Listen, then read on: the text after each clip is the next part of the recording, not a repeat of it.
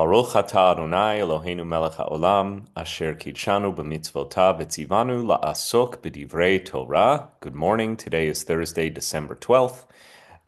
Delighted to continue our study of the Jewish life cycle as viewed through the Babylonian Talmud. So we're going to do some Gemara study, but we also are expanding out from the Talmud to look at related texts. So we are continuing our study of bar and bat mitzvah. I anticipate that we're going to complete our unit of study on that moment in the life cycle today and proceed without interruption to the next lessons, which will be about conversion.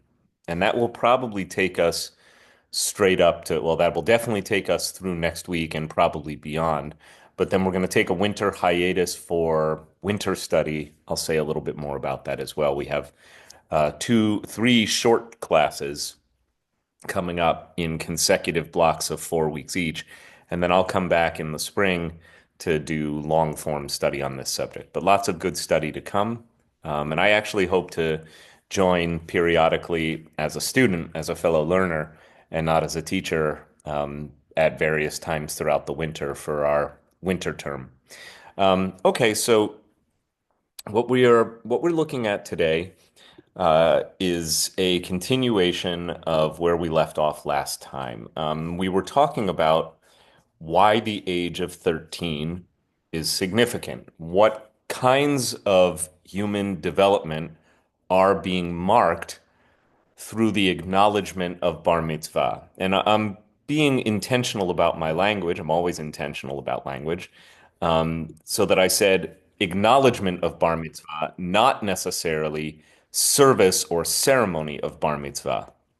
Because I think I may have mentioned, but only in passing, in recent weeks, the ceremony of bar mitzvah, by which we mean being called to the Torah, an aliyah, leading worship, is really a much more recent innovation in Jewish practice. Now, having said that, it might still be 600 or more years old. But when you talk about, Renaissance period Judaism, considering the length of our historic tradition, 600 years is kind of a drop in the bucket. It's not a very long time ago.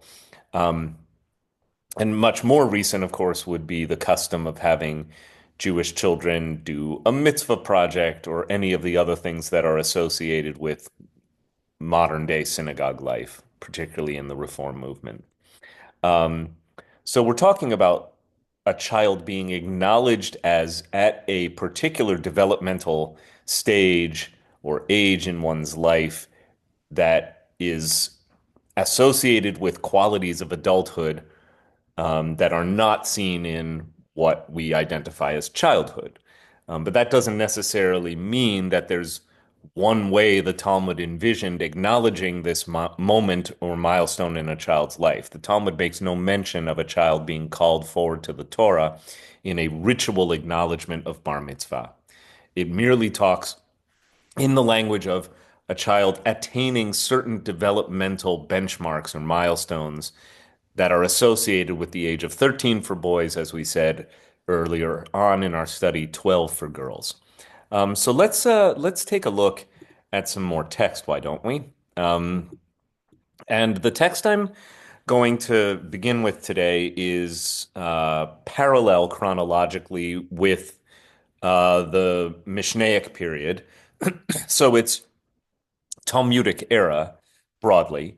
It is called Avot de Rabbi Natan, and or the chapters of Rabbi Nathan. Avot de Rabbi Natan is a text that operates very much like an alternate version of Pirkei Avot, and is probably roughly contemporaneous. So there's lots of overlap. It seems to present itself in the same basic format of compact aphorisms that are intended to help the reader develop a life of upstanding character and Jewish participation, Jewish leadership. So it's sort of like the deep cuts version of Pirkei Avot. So we're gonna take a quick peek at a passage from Avot de Rabbi Natan. So the passage is here from Avot de Rabbi Natan, chapter 16. And we're going to start in Hebrew, but then I'm going to jump down to the English. And this is the text that I love. I have shared this with many a bar mitzvah student and parent over the years. So Avot de Rabbi Natan, chapter 16, paragraph 2. Yetzer hara. All right, let's just start with the first two words, which I've highlighted here. Yetzer, coming from the Hebrew root yud tzadi resh, yatzar, means literally something that is created. But when it is formatted here as a yetzer, which is a noun form of the same root, it means, I would say, an innate impulse, right? Something that is inborn within a person, a yetzer. And in rabbinic thought, there are two yitzarim or two yetzers. There's the yetzer hara, which is the one that is being discussed in this passage, yetzer hara, which means the evil inclination or impulse or inborn quality, or simply bad.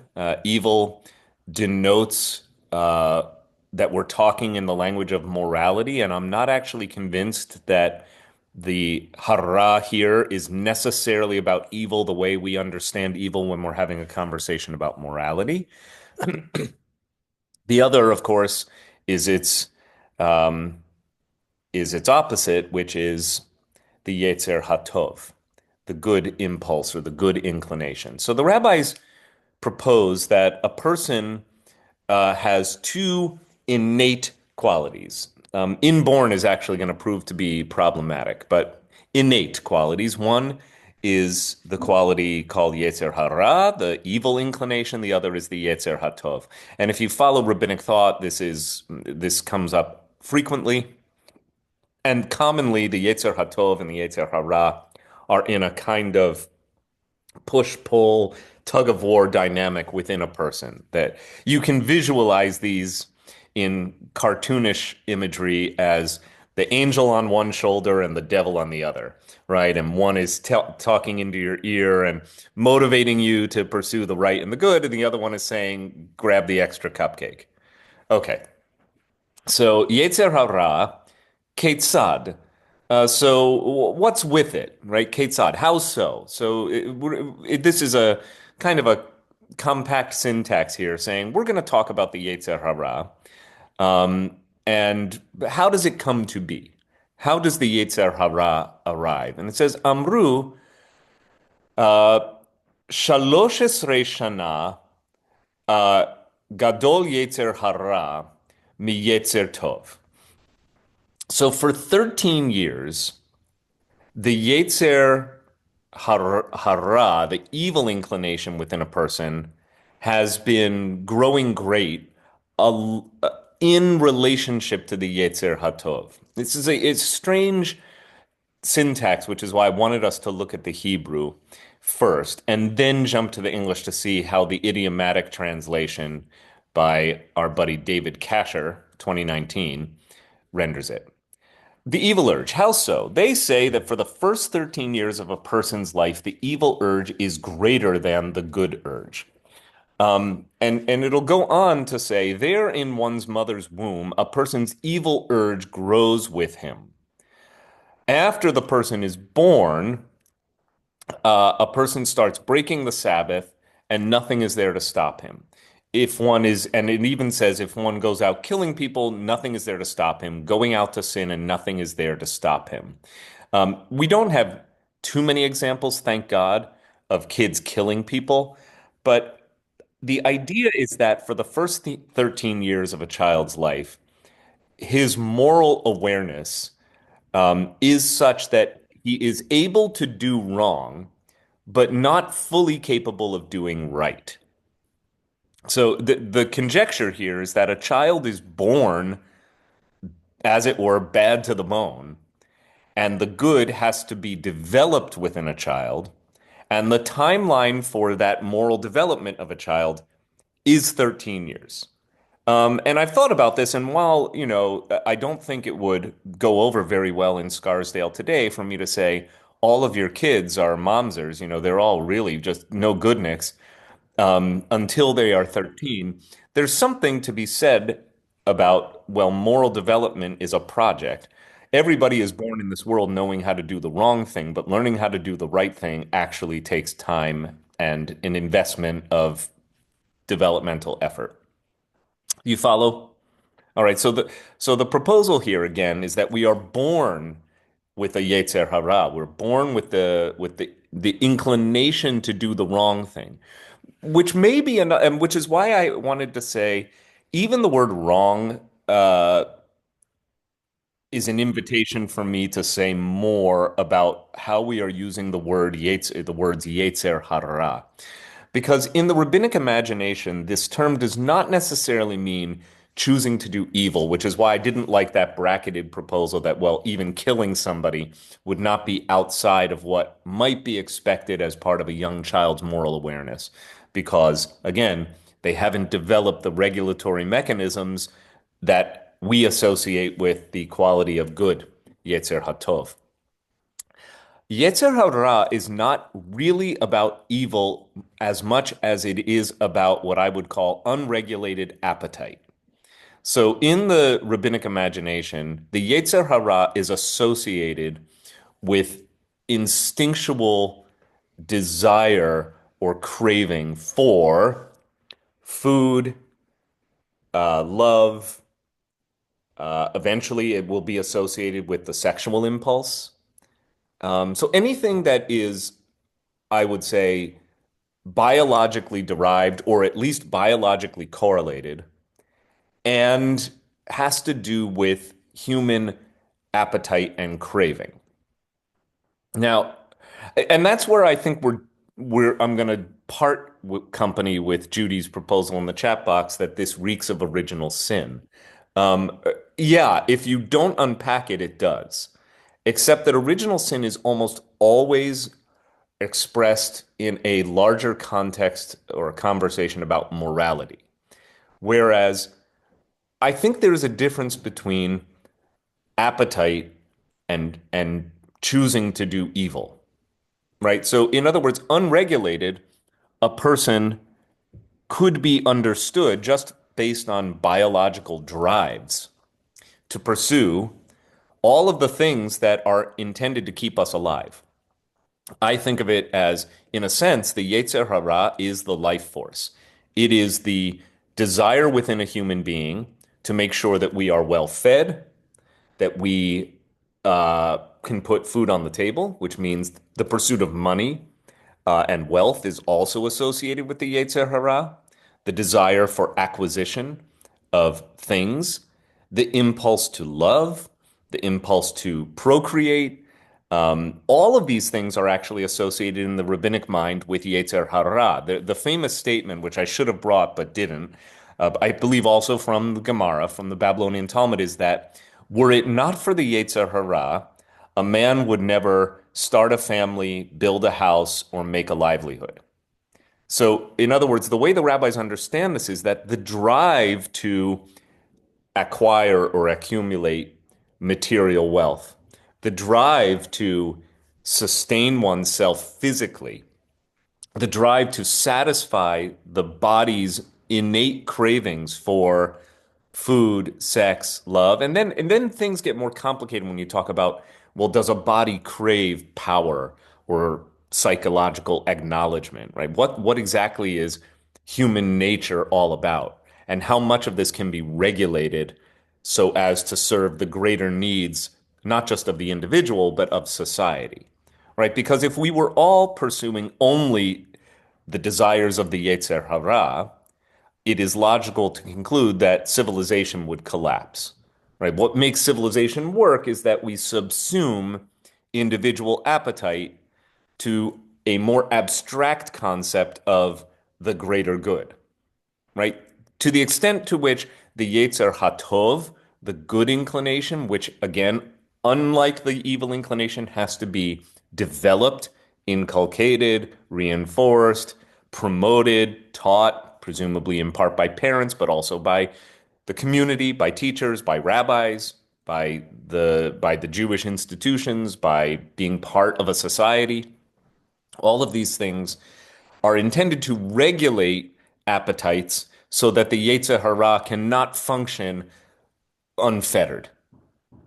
All right, that's a long kind of philosophical digression on effectively just one line of text, but I think it's really important for us to understand that I actually think that Judy, your comment is helpful in that I think the rabbis would probably take exception to the categorization of the yetzer hara as equivalent to or somehow like the Christian notion of original sin, though at root the commonality is notable that original sin suggests that without salvation through faith in Christ, we are all tarnished with Eve's original sin, and that Jesus' arrival portends an opportunity to save ourselves from original sin. In Judaism, this notion that we are born with a yetzer hara, but that the yetzer ha-tov has to be developed, and that developmental period is 13 years, is similar in that it suggests that, well, the base condition of a human being is indeed base. Okay, let's take some comments and questions because this is a pretty heavy subject with which to begin our study today. Mom and Dad, I see your hand.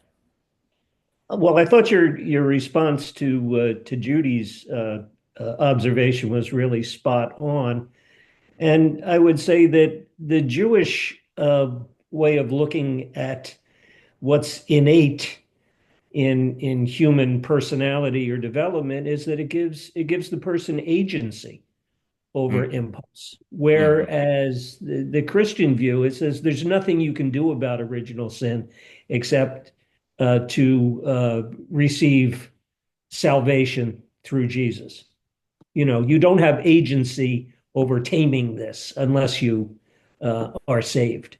Whereas I think the Jewish concept allows you to develop and modify. Thank you. Yes, no? Um, I'm looking for another text that relates here, and I'll probably find it that I had not brought as part of today's lesson.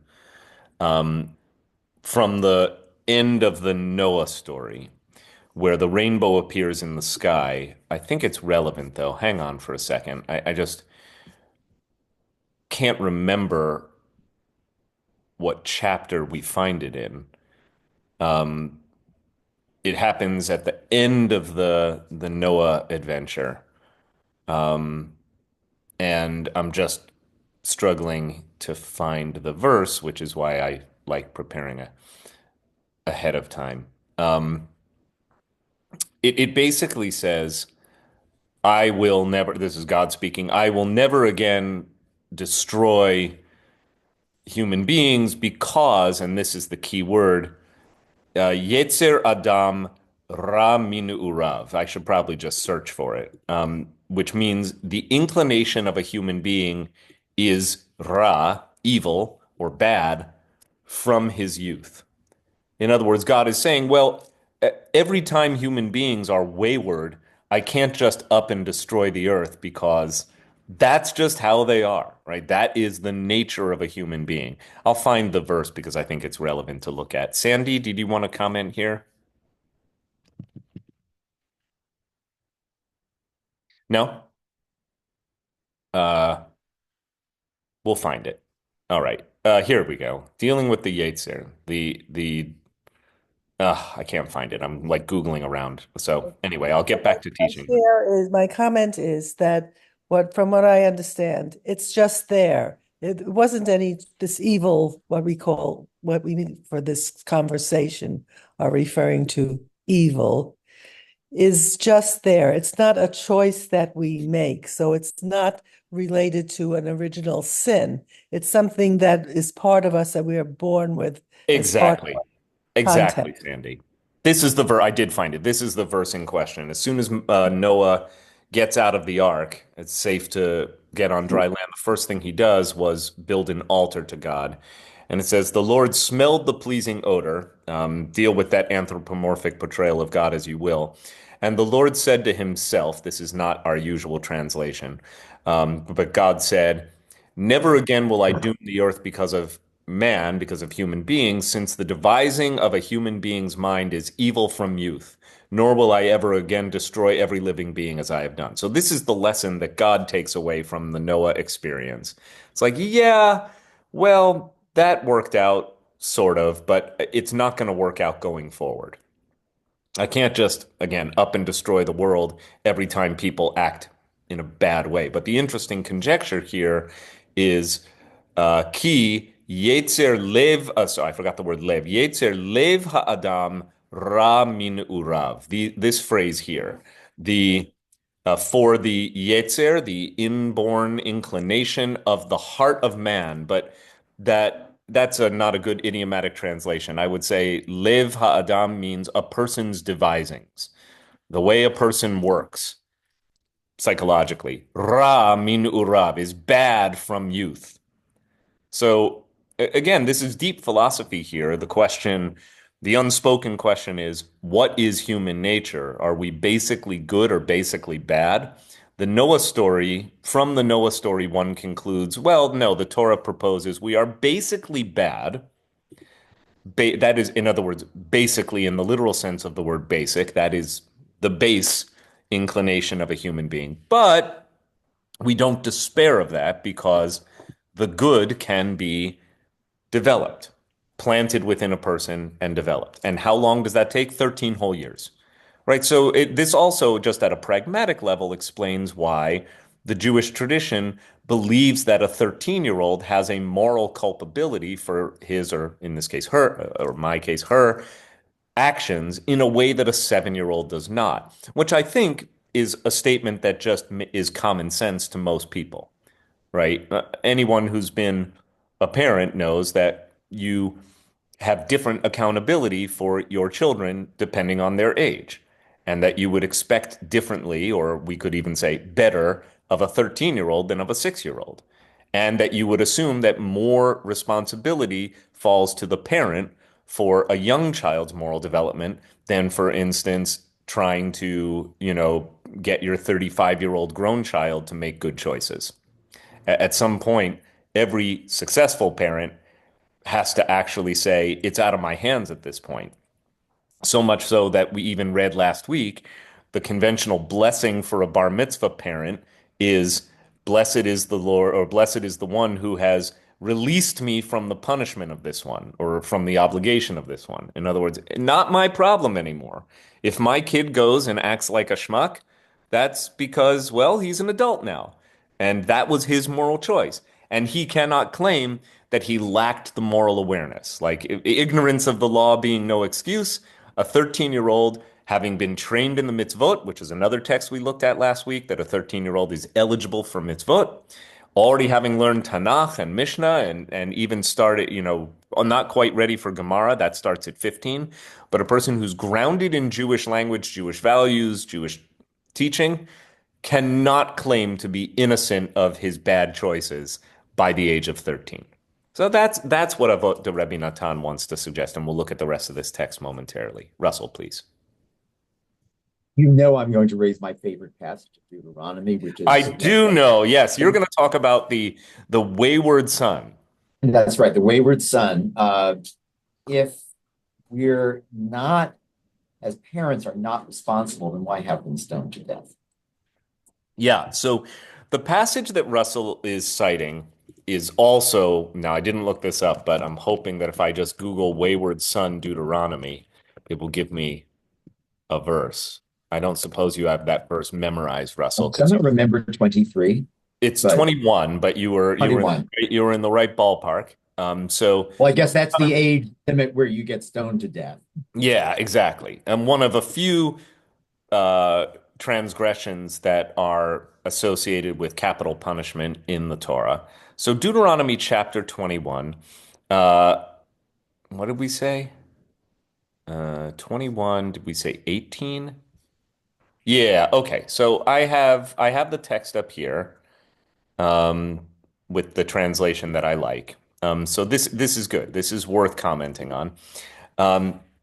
Okay, so if a householder has a wayward and defiant son, ki hiya le'ish, it doesn't say a householder, but it said if a man has a ben sorer umoreh, that's the phrase here. If a person has a son who is wayward and defiant, enenu shomea bekol aviv uvekol imo, he refuses to listen to the voice of his father and mother.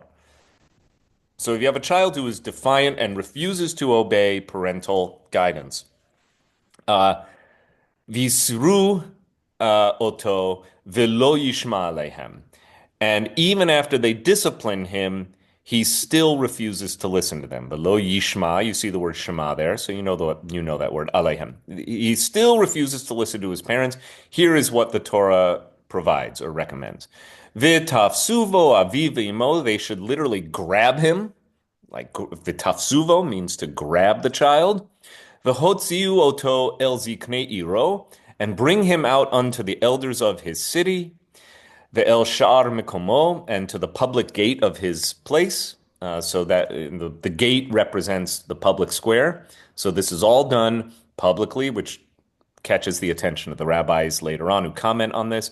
Ve'amru el ziknei iro, and the parents should declare unto the elders of his city, B'neinu zeh sorer moreh. Our son is wayward and defiant. Einenu shomea b'kolenu. He does not listen to our counsel. He won't hear what we have to say. Zolel v'sovei. He is a glutton and a drunkard, which, by the way, is, I would say, directly tied to the traditional understanding of the yetzer hara. He has no impulse control, right? He eats too much.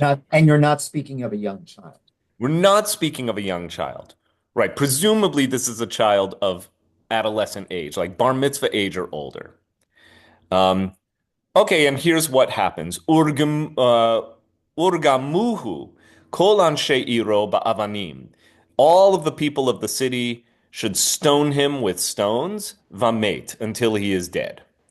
Uviarta hara mikirbecha, and that is how you will extirpate evil from your midst. You will literally burn away all the bad from within your midst. V'chol Yisrael yishma'u v'yira'u, and therefore all of Israel, the entire Israelite community, will hear. There's that word again. You folks don't listen. If we do this, everyone will pay attention. V'yira'u, and you will be afraid. And then it goes on to other cases pertaining to capital punishment. So, Russell, all I can say is that your discomfort with this passage, well known to me, is also placing you in very good company. And I think I say this to you every time. It may not be enough to comfort you, but the rabbis were so disturbed by this passage that they propose in the Talmud, and Rabbi David Levy wrote his rabbinical thesis about this, that the ben sorer umoreh, the wayward and rebellious son who was so defiant and disagreeable with his parents that he had to be publicly stoned to death, never existed.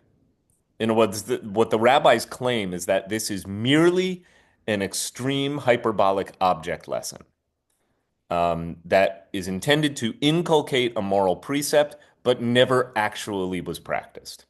They put it in the same category as the red heifer, the bull who had to be ritually, or the cow rather, that had to be ritually slaughtered so that it could be turned into a potion to purify contact with the dead from ritual contamination. And a couple of other things. David would know what are the four things that the rabbi said never happened and never could happen. Well, I don't want to derail your discussion because this is in some sense a digression. As you know, I used to read this as a bedtime story to my children when they were young. But as you know, my interpretation of this is somewhat different. I think it did happen. I think it happens every day. I think when you read between the lines, because of all the missing text, how did you get from a wayward and defiant son to saying he's a drunkard and and like clearly other things are going on here. I think what it is saying is when parents and a community are paying so little attention to their children that it gets to this point, it is your responsibility as a parent. You may as well stone them to death because that's what you're doing. And the But if that's the case, how does that square with the Talmudic passage that you just read, where you're saying parents are not responsible for the waywardness and defiance of their children? Well, again, I'm not sure. I'm not, I mean, I usually just cop to what Emerson once said, which is adherence to a foolish consistency is the hobgoblin of little minds. So consistency is overrated. And the Jewish tradition we should not impose on it the expectation of internal consistency. Having said that, you're right. They don't sit comfortably side by side for me. I think they represent two very different points of view about parental responsibility with children who are hard to keep on the straight and narrow. Um, I do think that one critical difference to observe between the passages is the role of the wider community, which is made explicit in Deuteronomy chapter 21, is that the parents don't just get to carry out their own sense of justice against their impossible child. They actually have to take this, and this is where the rabbis elaborate. They say, taking the child to the public square, presenting him before the elders of the community, making a big stink about what a glutton and a drunkard he is, would have been enough to have scare the kid straight and get him to, to operate like a mensch before all of the people of the city were called out of their homes with stones in hand, right? So the idea was sort of like, look, parents, every year I counsel parents who are going through challenges with their children that I would say go well above and beyond what our local neighborhood, society, and its institutions have the capacity to deal with, right? So every year we have kids whose best fit is not the Scarsdale school system, but who rather may benefit from an off-site wilderness program or boarding school because the kids are obviously struggling, but obviously also suffering in a way that's causing them to act out in ways that are damaging to themselves and others. And parents have to make the agonizing decision that I think the only thing we can do for our child is send him or her away to a therapeutic program or something that can't be provided locally.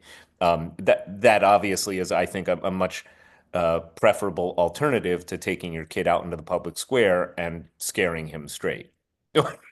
Okay, well, you're the dad. I mean, look, your three girls turned out great from what I can tell.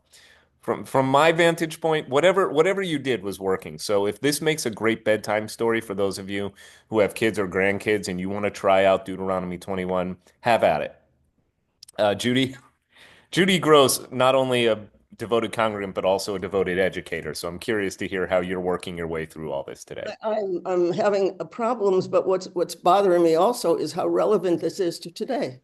We most recently we had legislation or a judgment against parents who had allowed their son guns and whatever. And today we have this Scarsdale kind of a guy who did something horrific.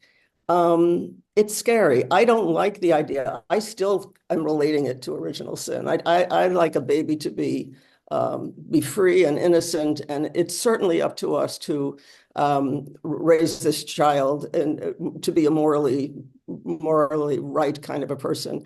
Then I have a quick thing when my grandson turned 13 and he was bar mitzvahed. There was something that happened which made me feel, wow, 13, there is something about the maturity of a 13-year-old child, in this case, a boy. He got a note from a friend on his day of bar mitzvah, thanking him for how nice he was to him when no one was going to be sitting next to him at the lunch table. This is when he was a few years earlier. And I thought, he's developing into a mature human being whom I respected. And there was a sermon either by his Rabbi Timona, or by you, which also related to something about a young person, the ability of a young person to be responsible at that age. And even though I said last time that I thought because of my adult bar mitzvah, I thought bar mitzvahs are wasted on the young, there is something about the responsibility of a young person being morally there. And again, I'm starting out from where they're innocent and morally good at the beginning from day one. Right, but even then, but a work in progress. Yeah, definitely. Yeah. I would also say that, look, I mean, the emphasis that the tradition places on moral development is unfortunately too often overshadowed by bar mitzvah. Or when I say bar mitzvah, I'm just sticking to the Talmudic norms that we're studying. But obviously, I mean, in today's context, b'nai mitzvah, any gender, of course, can and should have the opportunity to be celebrated by the Jewish community and acknowledged for reaching a moment of significance in one's life. But I am concerned that the aspect of moral development, which seems to be the point emphasized in the core texts, is often overshadowed by the big celebration and making a big fuss over, Johnny Horowitz king for a day. Like there's just the extremity to which the celebratory aspect has been taken in our modern context, I think is unfortunate because at the end of the day, we actually should be celebrating the thing that really matters, which is that we are raising children to have, I think my dad's word was wonderful, agency, moral agency, right? For me, this is what bar mitzvah is really all about. And that's why what happens on the bima is also what happens on the bima is more important than what happens at the party. And what happens when a child takes on mitzvot is why I think that whether it's 18 hours of community service, which, to me doesn't sound like a lot, but I think to a kid it's a big deal to commit to 18 hours of community service. For the first time, a child is actually expected to show up to the after school program and sit with a second grader and tutor her in math or to teach basketball to a kid who has autism. Any number of things that our kids do and participate in, that mitzvah work for me is actually the highest and best expression of what it means to reach bar mitzvah. Mara. Oh, unmute. So I'm just having a little bit of a strange issue. So if God is creating all human life, why didn't he create them all good to start with? Why does he have them bad to start with? Well, interestingly, the idea that God created us that way seems to surprise even God. Like if you go back to Genesis 8:21, God is sort of like, well, that was a weird way to learn the lesson, but I guess you're just bad from the beginning. And I shouldn't destroy you every time I get annoyed at how human beings act according to their nature. Um, Look, from a Jewish standpoint, a Kabbalistic standpoint in particular, the idea of how evil gets into the world is a fascinating moral philosophical conundrum. The Kabbalistic answer is that whether by design or by default, the fact that the world has evil in it, the fact that the creation was not made perfect, but rather that we are all born into a world of imperfection and brokenness, and we ourselves are broken and imperfect, is actually part of the divine plan for humanity and for the Jewish people in particular, because we are thereby when we acknowledge this, we are moved to pursue the ongoing perfection of the human being and the ongoing perfection of the world. So the two twin projects of human life, according to this way of looking at things, are tikkun nefesh, which is less talked about, but that means the repair of the soul, and tikkun ha'olam. And I think that there's something quite beautiful about that. We talk a lot about tikkun olam in Reformed tradition, so I probably don't need to wax poetic about it. But we don't talk so much about tikkun nefesh. But I've said before, I'm sure in this class and other contexts, that if you look in the mirror and you're the same person you were 10 years ago, I don't just mean that you've changed physically, something's wrong, right? I think that part of what it is to be a human being is to be in dynamic moral development. I certainly don't want to be the same person I am in 10 years. I don't expect to be perfect. I would like to be more patient, more able to, more aware of my own blind spots, and a little bit kinder, especially to people who vex me. So I have my goals, and I view my work as a rabbi, but more importantly, my participation in Judaism as a Jew to be a wonderful toolkit to have with me as I work on myself. So I think that people who are, for instance, I know a lot of people, even today, which shocks me, in Greater New York in 2024 who say, oh, no, no, no, I've tried therapy. I had one session once and it wasn't for me. And I'm like, really? Don't you want to know more about yourself and how you could? I don't think it's about making yourself better. I think it's about how you can make yourself suffer less. I believe that deep self-awareness is part of the pathway to reducing suffering from one's life. That's my view. Michelle? Will I take off topic if I offer a response to Mara's question that you just asked? No, it's quite on topic. And that is if we were, if God created us in her own image, we were created in God's image. I want to suggest that what we see over the, especially over, well, actually the whole of Torah, is God continually trying to create and to get it right. There was something, I think, in the welter and waste, the tohu vabohu, before God began creating the world and tried Eden. Eden was frankly boring. Yeah, maybe it was all good, but there wasn't much point to it. Right, because it was all stasis. Starting Perfection out, boring. There's a second creation at second or third, depending on how you count it, when the Adam and Eve are expelled and have to start over again. There's a little restart. There's a major restart after Noah. There's another little restart after Eden.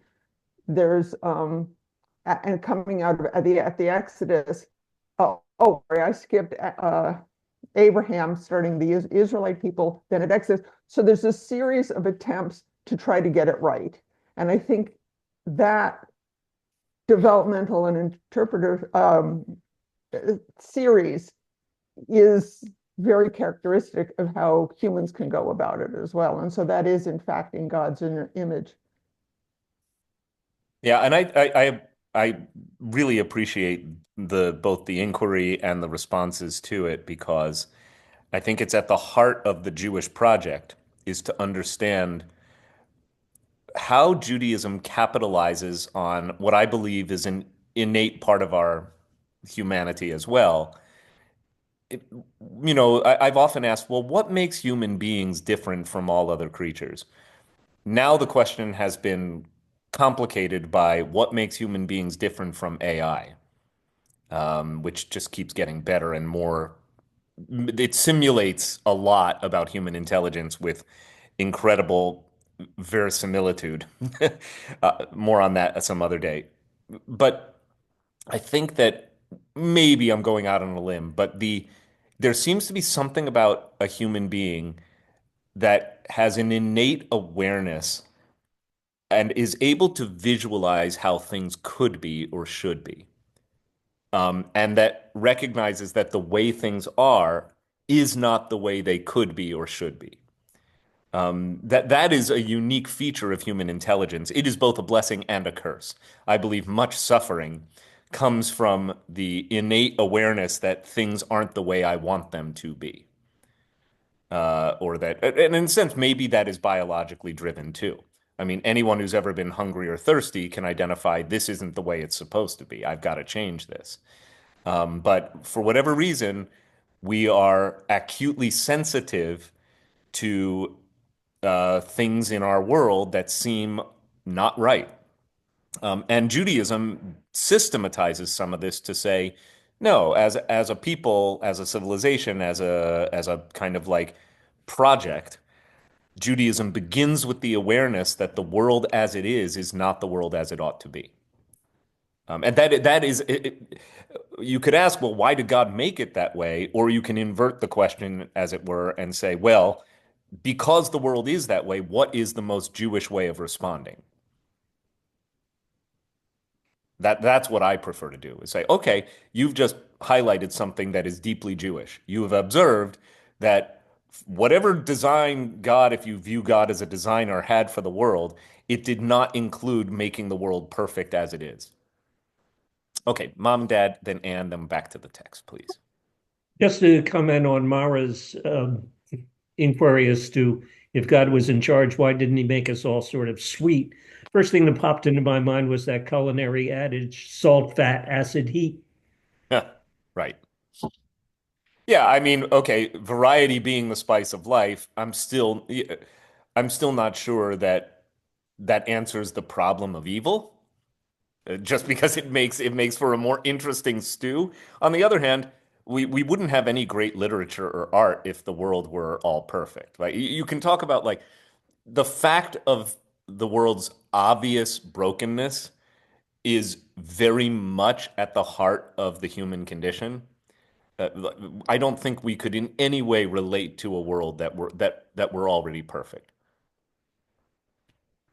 And yet, the fact that we can visualize things being better is a prime motivator of Jewish behavior. Okay. Anne, please. Uh, I'm, I don't think I quite get it. From what I understand, human beings are both good and evil inside, and we're made in the image of God. Does that mean God is both good and evil? Quite possibly, yes. I'll just leave it at that. And even the prophet Isaiah and other passages in the TaNaKh, in the Hebrew Bible, attest to that way of looking at things.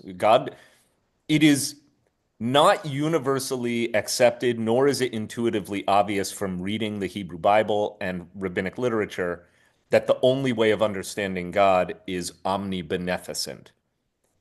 In other words, all good. It is also possible to read the tradition and not conclude that God is omnipotent, that God is all powerful. Rabbi Harold Kushner, who wrote When Bad Things Happen to Good People, which was one of the most famous modern texts, still is. I still give it out to congregants who are, suffering in one way or another. When bad things happen to good people, Kushner's conclusion is that God is all good, but not all powerful. It's really interesting, though. Oh, that's But interesting. Anne, I'm not convinced that it. I don't think yours is an unfair or an illegitimate conjecture to say, well, maybe God's not all good. Maybe the good and the evil that we perceive in the world all stem from the same source. That is actually closer to my own theology, by the way, because my view is that I'm not talking about human evil. I'm talking mostly about misfortune and bad things happening, like, a hurricane that devastates a community. Uh, and even that is complicated by human interactions with the environment and climate. But let's just say something that an insurance company would call an act of God. Acts of God aren't always good from the perspective of a person. So my view is that the universe, such as it is not calibrated to human notions of fairness, and that our codes of law, legal, and ethical behavior are all responses to the condition of the world as it is. They are all efforts to make the world more perfect, to Um, regulate our behavior in society. But the world as it is, if you want to say, well, everything that exists is an expression of God's will, then at least the best you can say is that what we perceive to be bad may not be what God perceives to be bad, or that God is okay with things being bad. Now, I know we believe in only one God. Not all religions do believe in only one God. But if this, but maybe, I don't know, is there a God of good and a God of evil? I don't, This I, is a dilemma that arises specifically out of strict monotheism. You're absolutely right, Anne. Like dualist traditions like the Gnostics and the Zoroastrians, ancient religious sects, also from the Near East, with which ancient Jews had contact, by the way, proposed there was a God of light and a God of darkness, a God of good and a God of evil. And that basically you had to follow the good and shun the bad. Strict monotheism doesn't allow us to avail ourselves of that binary bifurcation between good and evil. Strict monotheism says, I am the Lord, I created everything. It's all God, which means the galaxies, the oceans, the sunset over the Rocky Mountains, and also child leukemia. Like I'm using extreme examples. And also the existence of the Holocaust. Like all of these, or you know, the genocide of 500,000 Syrians, or not 500,000, like millions of Syrians. So like all of it fits into the big picture of what it means to be a human being in the world. Quite obviously, from our admittedly limited perspective, it's not all good. There's a lot of bad. But I'm a strict monotheist doesn't have the luxury of saying all the good belongs to our God and everything that is bad must derive from that which is not God. I'm friendly with somebody whose parents come from India, and he was brought up. What's the? I can't think of the religion. Hindu? Yeah, he was brought up Hindu. Yes, he was brought up Hindu, and they believe in more than one God. Well, So again, Oh, that's not true. Excuse me. That's not true. Just Judy has family who is Hindu, and I was going to say it's much more complicated than that. The gods, the pantheon of gods, quote unquote, in Hindu tradition are understood not to be separate deities, but different expressions of the unity. Judy could probably articulate. Judy studied this no, more extensively it's a than I. monotheistic religion, and because there are different manifestations of the one, and there is definitely the belief of one God, Right. and And it's so Kabbalism is the same way. It's like, well, exact. I'm one sorry. one can perceive compassion as a divine attribute. One can also perceive justice and strictness as a divine attribute, and they're not separate gods. It's just that our limited perception makes it very hard to apprehend the totality of cosmic existence. Okay. Well, that's But beyond me already. Good. Well, again, we're going to get back to some text. Linda, last comment. Then I really want to hit what we were supposed to be studying today. So is all good and evil related to humans, or is it also, are there forces of good and evil in the world? Because I feel like the forces of evil have risen in the world in the last few years, and there's times when you feel like there's not a lot of forces of evil, there's more forces of good, but like right now, the world is like exploding in I don't even know what. Right. Again, I think that it is, for me, one of the easier conjectures to make is that the existence of free will makes possible uh, what we perceive to be evil, and we perceive it because of the increase in suffering. Right. So the human experience of suffering can be related to uh, other people's free will choices causing greater injury to others. So I think if we're living in a time where we perceive, evil on the rise, it may be because precisely, well, people have free will, and that the world is not just being operated by a marionettist God who wants, who enjoys the conflict among human beings. I don't think it works that way. I think that a lot of what we perceive in the world to be difficult and to promote suffering is directly correlated to the fact of human free will, that we all are choosing beings. It is complicated by the fact that there are many things that we do not choose that also promote suffering. Right? Just bad things happening to quote unquote good people. Okay.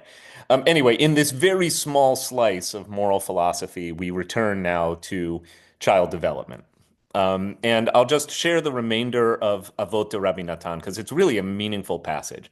It goes on to say, after 13 years, the good urge is born. So the yetzer ha-tov is born. And again, just looking at the Hebrew, here's a long passage in Hebrew. But it says, I want to find how they express it into the Hebrew. Bizman she'adam mechamam et atzmo v'holech ledaber. Nope, that's not it. Keshehu holech ledaber. Nope, that's not it. Uh, all right, I'm looking for the number 13 and I'm not seeing it, so I'm just going to return to the English. Too hard to find. After 13 years, the good urge is born. Then, when he, meaning the person, breaks the Sabbath, it, meaning the yetzer ha-tov, the good inclination, says to that person, hey, empty one. I think it's reka in Hebrew, which just means numbskull, right? Idiot. Hey, schmuck. Isn't it written? And of course, the yetzer ha-tov is able to quote Bible.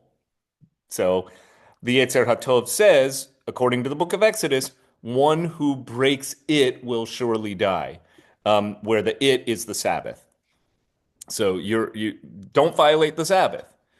When one kills, the yetzer ha-tov pipes up and says, wait a minute, hey schmuck, doesn't it say in Genesis chapter 9, verse 6, one who spills the blood of a person, his own blood will be spilled? In other words, there's going to be a concept, there's going to be a karmic payback for your bad choice now.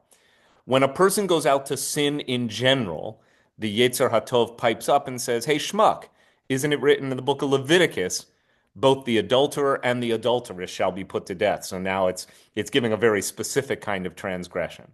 So it's basically saying, wait a minute, buddy, you're 13 now. You should know better. And let me remind you, in our tradition, bad choices come with consequences, right? And these are all if-then laws, what are called casuistic law, right? A transgression is spelled out along with its consequence. And the consequence is obviously intended to be the motivator or the disincentive to transgress, the motivator to follow the law. Okay, so that's what the yetzer ha-tov does. It acts as a regulator valve that can stop a person from doing the wrong thing, even when the wrong thing is innately tempting. Because it never says that the yetzer hara is vanquished or dissolved. The yetzer hara has been there from birth. After 13 years, now you have a yetzer ha-tov. And therefore, you are considered morally culpable for your own choices. And the function of the yetzer ha-tov is like this regulator valve that says before a person does something really wrong, it says, wait a minute, you're going to have to pay for that. Like, think before you act, because if you break the Sabbath, your life is in danger. And that, again, it may sound superstitious to you, but the Torah gives ample verbiage to the idea that violating the Sabbath is punishable by death. Similarly, murder, similarly, adultery, all of these are choices that come with very, very severe consequences. It goes on to say, and this is all related to what does it mean to be a person who has a yetzer ha-tov, who has this regulator valve installed, which takes 13 years. When a person heats himself up, when a person gets all worked up, and then goes to commit, and in this case, probably sexual arousal is implied, and then goes to commit some act of lewdness, so the person is all sexually aroused, and he decides to act out, all of his limbs, they don't literally mean like appendages, but they basically mean his whole body is going to follow suit. If the mind says, I'm really aroused, I need my sexual release. The sexual impulse, the rabbis are acutely aware, is an extremely powerful driver of human behavior. And it says, if a person resolves mentally to commit an act of licentiousness motivated by his arousal, his whole body is going to go along with it because the evil urge rules over all 248 limbs. This is a conventional rabbinic notion that there are 248 individual body parts. But when a person goes to perform a mitzvah, his body parts begin to grow lazy. In other words, the body loses its own agency because the evil urge in his stomach rules over all 248 of a person's limbs. In other words, your appetite, right? So your gut is driving you. The good urge, meanwhile, is like someone trapped in a prison. As it says from the book of Ecclesiastes, from the prison he comes forth to rule. That is the good urge. So they're basically saying, and I'm not going to go into the rest, but locked within every person is a yetzer ha-tov, and that if it is summoned, it can motivate a person to do right and to override the evil inclination or the yetzer hara, which never really goes away. One is basically locked away in a prison, like somewhere in your mind or in your heart. The evil urge rules from the gut.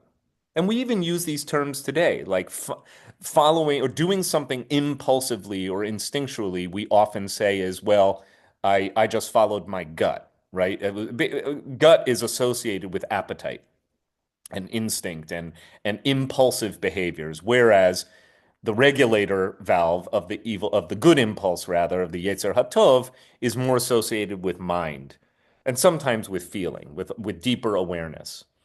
So this is a really interesting text that's talking about moral development. And even once we're an adult, these two impulses are always in us, kind of in this never-ending wrestling match, apropos this week's Torah portion, which is about Jacob wrestling with the stranger at night who transforms him and changes his name. Like, that's an image to hold as what it means to be a person, and particularly a Jew who cares about moral development. And this is all tracked to the age of 13. So there's something that I wanted to bring this text because I think it's one of the most deep and interesting texts about why 13. Why do Jews mark this stage of development with a ritual and a party and all of the stuff? Why do we make such a big deal about bar mitzvah? I think this gets at it. It's like, well, we have a deep sense that a child's moral development has reached an important stage at this age. And as much as I think it was Judy who said, as much as there are times too when I say, ugh, I wish we could do this ritual at 15 or 16. But then I meet kids and I say, no, I think even if it is for some kids aspirational to call them a Jewish adult at 13, I think it's still the right message. I think it's still right to say to a 13-year-old, hey kid, like this is important, and you're not going to be able to rely on your parental guidance forever. And if you don't want to end up with us taking you to be stoned by the city elders someday, you're going to wise up now. And I think most kids really get it. Even again, like I said, even if it's aspirational, I think most kids who go through the process of bar and bat mitzvah, it does transform them, and it acknowledges that they're at a significant moment in their life where their choice, more will be expected of them in the moral sphere, and that they can't just cop, well, I didn't know. Okay, wonderful. So two other short texts. This is from Pirkei de Rabbi Eliezer, one of my favorite midrashim, probably 7th, 6th century CE. And it just further illustrates the significance of the age of 13. So it says, Asara nisyonot nitnasa Avraham Avinu. So Abraham, our father, underwent 10 trials. Amad bechulan, and he withstood all of them. He succeeded in 10 trials. Hanes harishon, the first trial, kishenolad Avraham, which happened when Abraham was born, bikshu kol gedolei malchut. So all of the great elders of the kingdom, the hakosmim, and all of the sorcerers and wizards, sought lehargo, to kill him. V'nechba beveit Haran shalosh esrei shana. And so Abraham was basically put into hiding in beveit Haran, which is really interesting. He was hidden in like an underground chamber for shalosh esrei shana. So this is, again, it's a midrash. It's a fanciful tale about Abraham. That when he was born, recognizing that this guy was going to be a threat to the existing power structures of the kingdoms of the ancient world, they hid him away underground for 13 years. Hashemesh velo yareach, where he was secluded from both sun and moonlight. Ula achar shalosh esrei shana, and after 13 years, yatsa mi beit Haran, he emerged from this underground lair, tunnel, chamber, Bilshon HaKodesh, through the or with the holy tongue. He was able to speak, I guess, Hebrew or something, or speak in the language of holiness. Uma'as be'elilim, and he shunned the idols. Umishaketz, and he put away all detestable things. Etapesilim, all the graven images. Uvatach b'shem yotzro, and he placed his trust and his faith in his creator, as it says, Ashrei Adam boteach bach. Happy is the man who places his trust in you.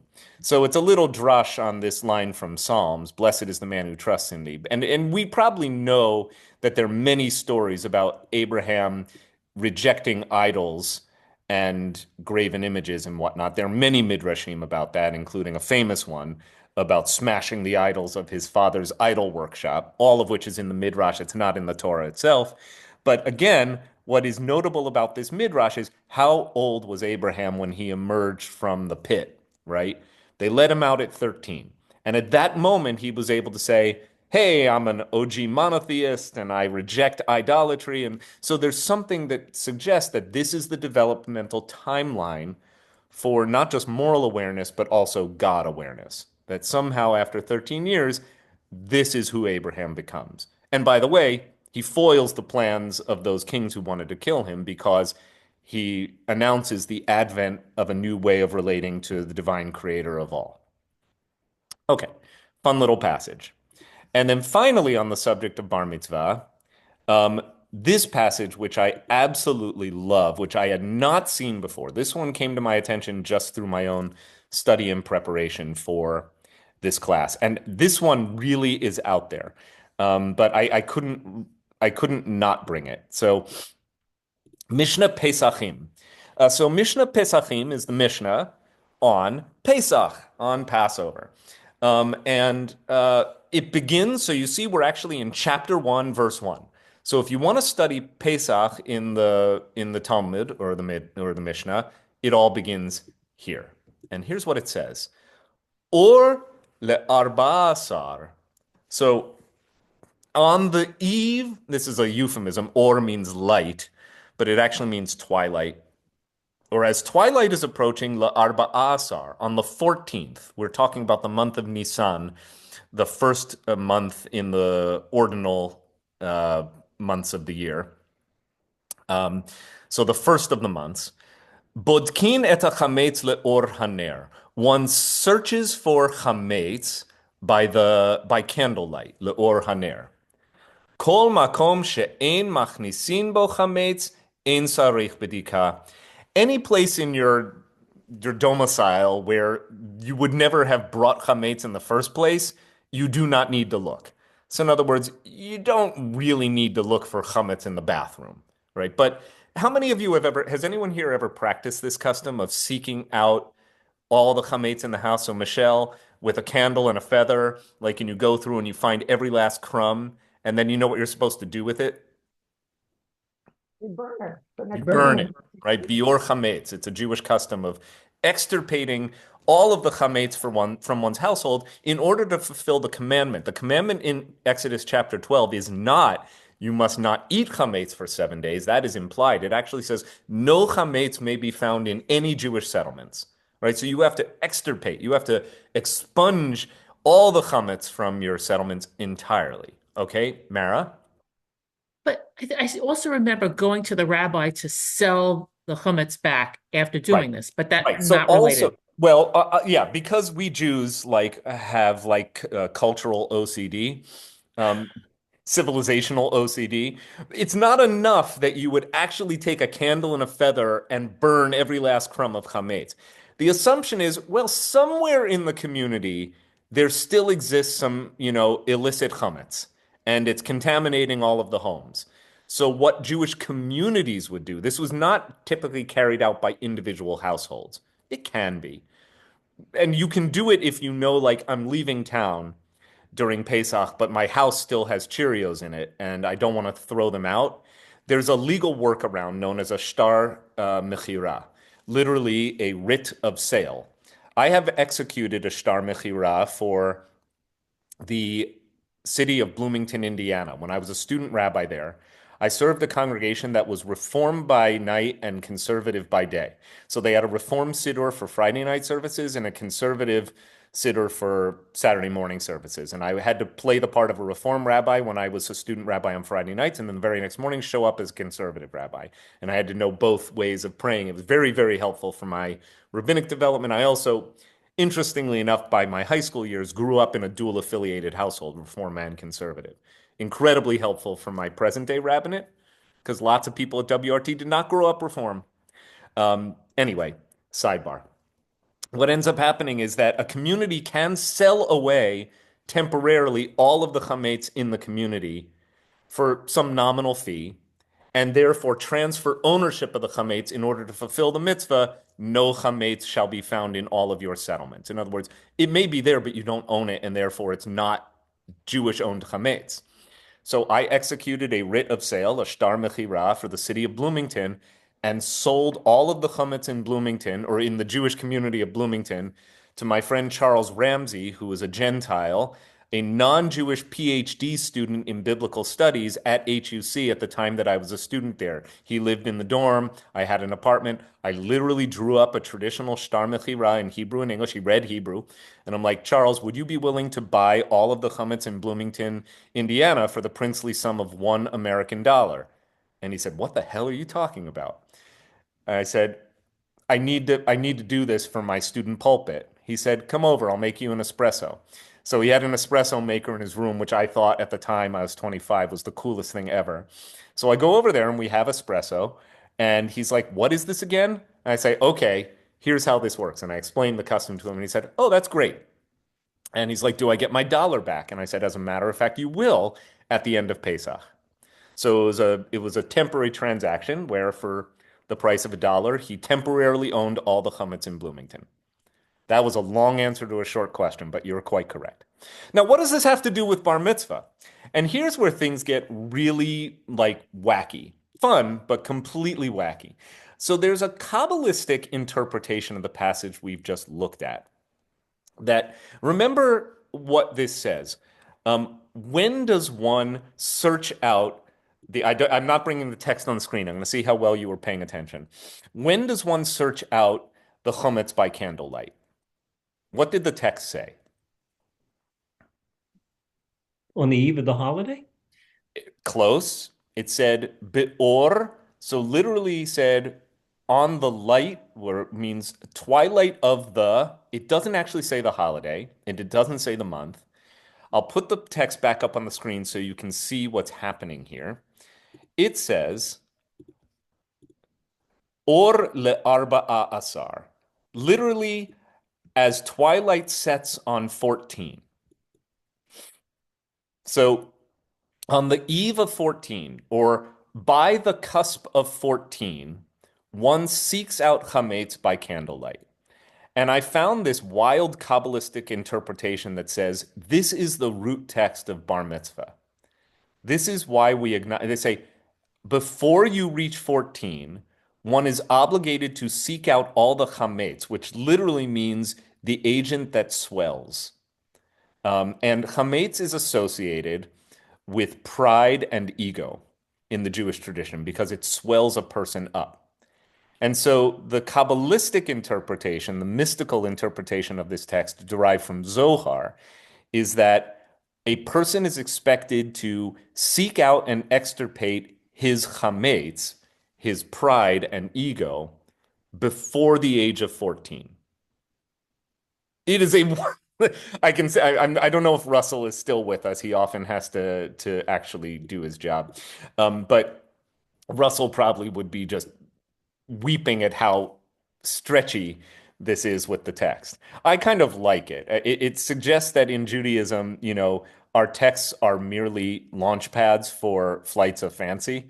So I thought that it would be fun just to bring this, that even something that says, something that so obviously has nothing to do with bar mitzvah, depending on how you read it, a very creative reading says, on the eve of 14, in other words, while you are still 13, you are expected to remove the swelling agent from your midst. Okay. Fun times. So let's just take not even a deep breath, but a very, very short breath and switch gears because I'd like to set us up for where we will pick up our study next week. And I don't know if we will complete the next unit before winter break, but that's okay. We'll always have time to review. I'd like to talk today about conversion to Judaism. I was going to go straight into marriage, and I decided no, this would be a meaningful.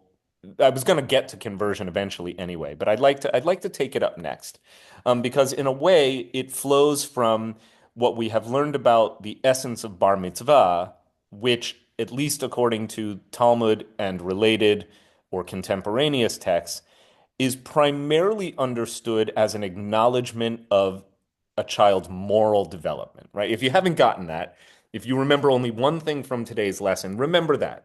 Remember that bar mitzvah is the Jewish tradition's way of acknowledging moral development. And therefore, it makes sense that the next thing we would talk about is the choice to become Jewish if you are not born Jewish, right? So this is a free will choice that one can make. And the vast majority of the world's Jews and Jewish communities accept conversion to Judaism. There are a couple of Orthodox groups of Jews, including the Syrian Jews.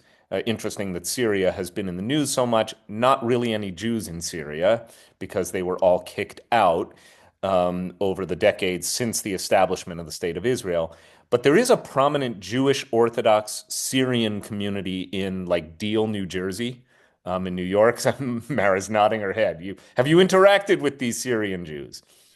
Brandon's family are these Syrian Jews, and they're all in Deal, and they all name their kids after living relatives that are just like my big fat Greek wedding. They all have the same names. Right. So they have some interesting customs that are particular to the Syrian Jewish community. And among these customs, including naming for the living, which is widespread throughout the Sephardic and Mizrahi, that is to say, Middle Eastern Jewish world, but they also have a curious custom of not accepting conversion to Judaism, which is one of the many reasons that they are a small community. Like generally, religions that don't accept converts, have a problem with increasing membership. The Zoroastrians go even farther because they won't allow you to outmarry, and they won't allow you to convert. If you combine that with oaths of celibacy, which they do not have, like generally such orders, such religious sects don't last very long. So we'll see what happens to our Syrian community and Deal. They have lots of kids though, like many Orthodox sects. But by and large, the vast majority of Jews have a long-standing custom of accepting people who want to convert. And so what is interesting to note is that conversion as a norm is rabbinic. It's Talmudic. It is not biblical. However, there are terms and figures in the TaNaKh who create a kind of substrate for understanding the practice of conversion in the Jewish tradition. Anyone here have a family member who is a convert to Judaism, or are you yourself a convert to Judaism? Anyone on our call today? Lots of people have family members. Linda, you're not a convert, right? Okay. So we may hear from people over the course of our study. Rob Resco, who occasionally joins us, but who recently got a new job that precludes him from participating most Thursday mornings. But Erin Resco, you've seen, a wonderful member of the congregation. Her husband, Rob, converted at WRT just about a year ago. Actually, it was a year ago, I think, this month. And I had the privilege of overseeing his conversion to Judaism. I'm working with a conversion candidate right now. Our movement, the Reform movement, is extremely encouraging of conversion. I am grateful for that because I'm married to a Jew by choice. Most people who are Jewish don't come into the Jewish community bearing a name like Kelly McCormick, though you never know. When people ask, we just say it's Sephardic. So conversion is a subject near and dear to my heart and very much embedded in my family life. So I want to just show you a couple of texts from the TaNaKh, which will set up our conversation for next week as well. So we're looking at Leviticus chapter 19, which is the so-called famous holiness code of the Torah. It begins with the famous verse, "You shall be holy, for I, the eternal your God, am holy. Kadoshim tihiyu ki kadosh ani Adonai Elohechem," and goes on to delineate what Rashi would describe as the essential precepts of Jewish living, many of which overlap with what we think of as the Ten Commandments. So just scanning backward, like things that are very familiar to you, such as uh, reverence for mother and father and not making idols. But other ones that aren't in the Ten Commandments, like how you offer a sacrifice of well-being and how you must leave the corners of your field unharvested in order to provide for the poor and the stranger. I, Adonai, am your God. And you shall not swear falsely by the name of God and commit fraud and robbery and all of these things. You shall not place a stumbling block before the blind. All of these very famous precepts, I'm sure they are known to you. They are also so essential to what we understand as the priorities of a Jewish life that in the Reform movement, this is the passage that is chanted from the Bima on the afternoon of Yom Kippur. So it's the traditional Torah reading for the afternoon of Yom Kippur in the Reform movement. In the Orthodox and Conservative movements, it's actually one chapter earlier, Leviticus 18, which is about all of the categories of sexual transgression. It's very interesting. Yom Kippur is the purity holiday, and so you read a text that's all about family purity. Leviticus 19, the Reform movement decided a long time ago, was a more suitable reading because it provides the essential precepts for what we understand to be a Jewish life. Now, when we get to chapter 19, verse 33 and 34, we hit upon an interesting terminology. It says, "V'chi yagur ritcha ger," that's the word I've highlighted, "be'artzachem lo tonu oto." So when there comes to reside with you a ger, which usually means a stranger. So the idea is clearly not a person who is Israelite, but rather a non-Israelite who is sojourning and comes to reside in your community, be'artzachem. So a ger comes to reside in your land, among you, lo tonuoto. First and foremost, first precept is do not oppress him or her. Ger masculine, giyoret is the feminine. And it goes on to elaborate, what do we mean, do not oppress him? Well, specifically, ke'ezrach mikem yihi elachem. He should be like an ezrach, which means a citizen in your midst. Hager hagarichem, this stranger, again, that word ger, who resides with you. Ve'ahavta, that's a word you know. Ve'ahavta, different trope mark here, but ve'ahavta lo, you must love him kamocha, as you love yourself. Ki gerim heitem be'eretz Mitzrayim. For you were also strangers, there's that word again, in the land of Egypt. Ani Adonai Elohechem. And in case you didn't know who's authorizing this precept, I, the Lord, am your God. So the word that is brought for our consideration here is ger. It is the word that in the Bible means a stranger, usually a stranger sojourner. Certainly not an enemy, but rather somebody who, by dint of whatever personal or societal circumstances cause it, comes to dwell in your midst, where the you means the Israelite community. And the first thing we learn is that this ger cannot be mistreated, and in fact, should be treated as a fellow citizen.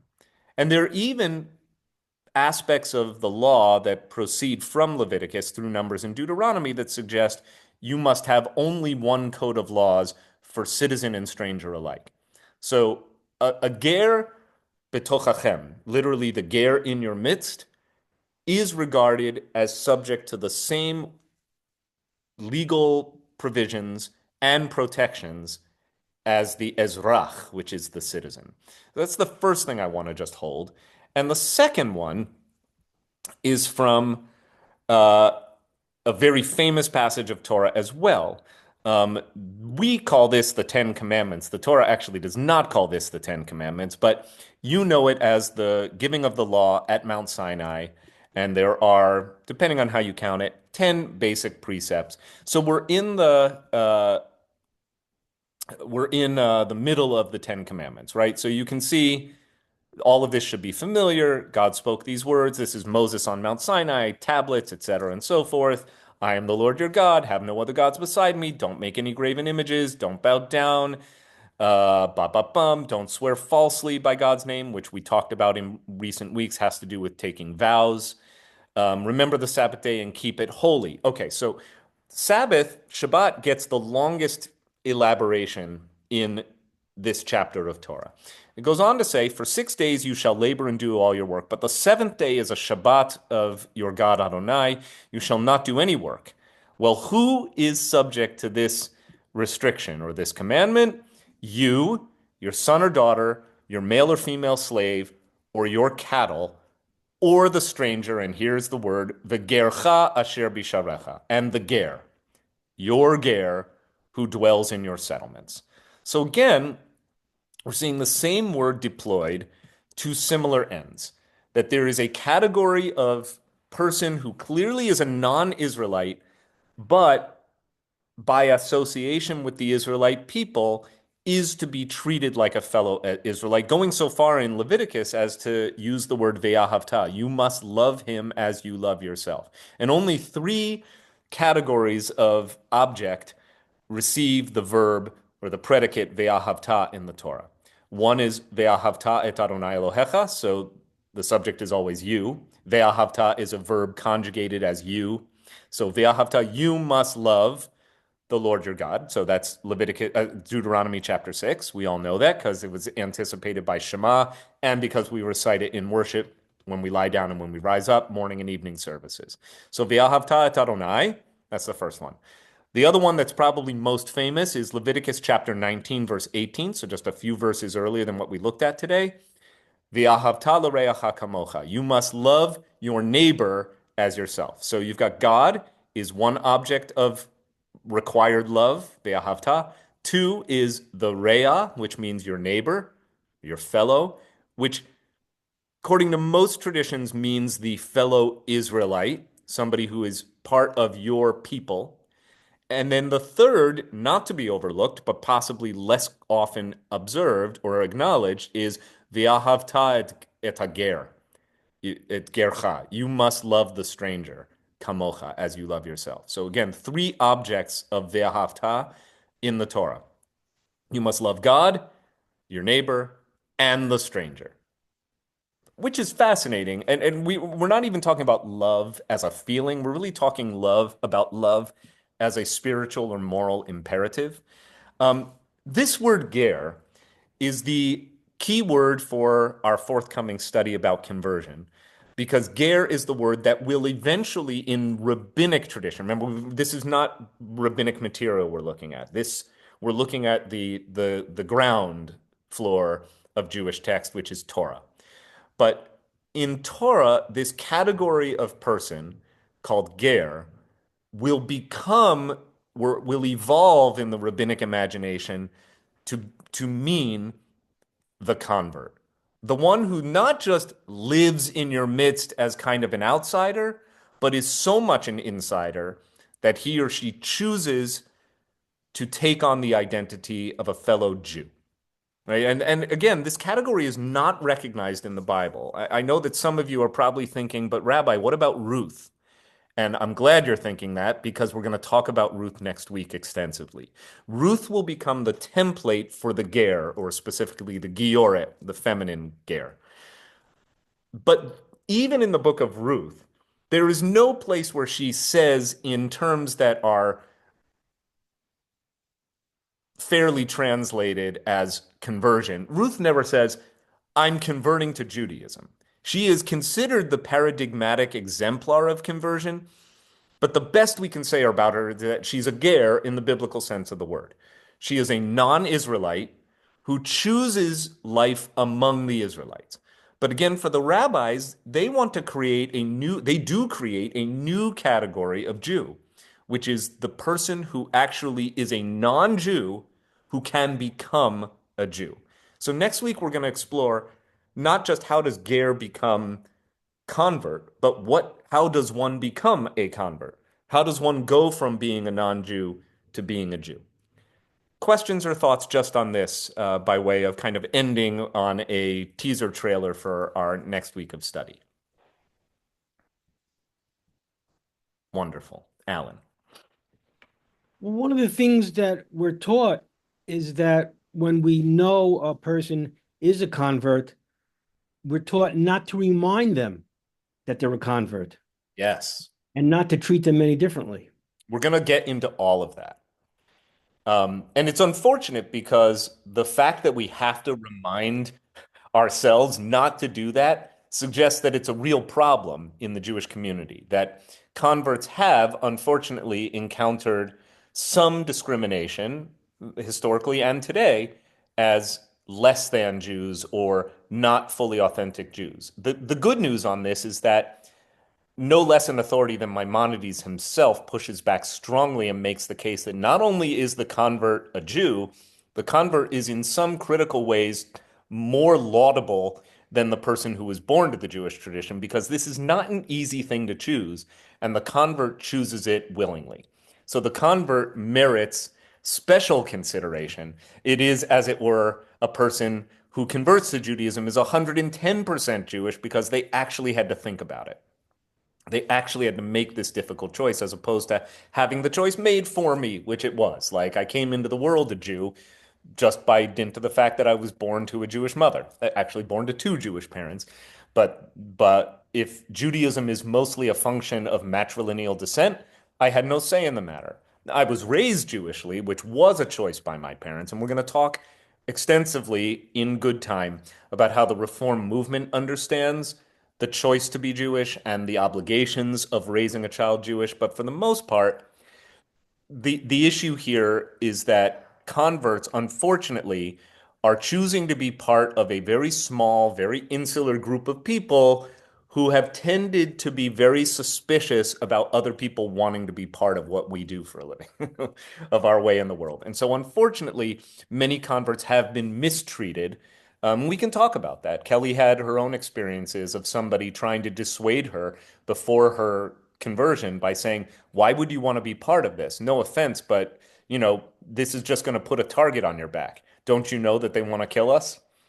And that was, I don't know, 27 years ago? It was a long time ago. It's not like post October 7th. Anne?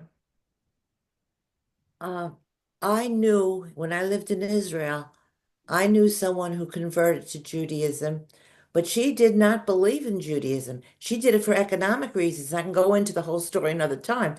And not only did she do it for economic reasons, she was having a fight with her husband who was Jewish.